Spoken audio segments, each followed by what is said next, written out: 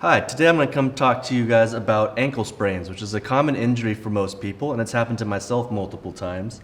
And it happens with a ligament. So just to be sure we're all on the same page, a strain happens with tendons and muscles, whereas a sprain is going to be with ligaments. Now, ligaments are connective tissue that help keep bones together and help reduce the range of motion so they don't pull too far apart, which would then be a sprain.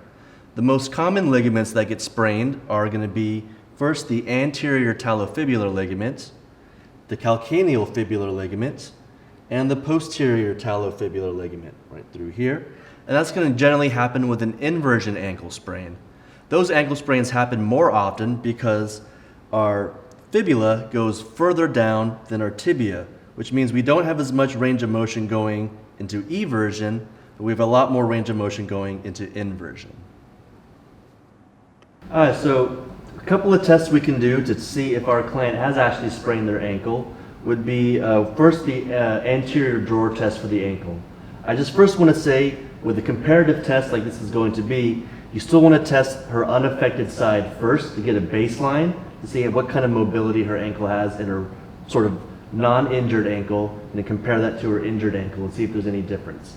So first with the anterior drawer test, I'm going to stabilize her shin with one hand, and I'm basically going to pull her foot forward and see if there's any movement.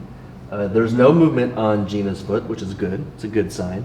Had it been severely sprained, it would have moved forward on its own. Another test that we can do is also called the talar tilt test. With that, again, I'm going to stabilize and I'm going to roll her foot inward and then roll her foot outward. Not too much movement, which is a good sign. If it was sprained again, there would be a lot more movement happening in her ankle. So if we do have a lateral ankle sprain, we also tend to overstretch some muscles on the lateral side of our lower leg called the peroneal muscles. So they run from the side of the knee here all the way down, and one stops here and one wraps around to the underside of the. So I want to work these muscles, and Gina, you might feel a referral right to that area where you had sprained some ligaments before. So I can do the hidden thumb technique,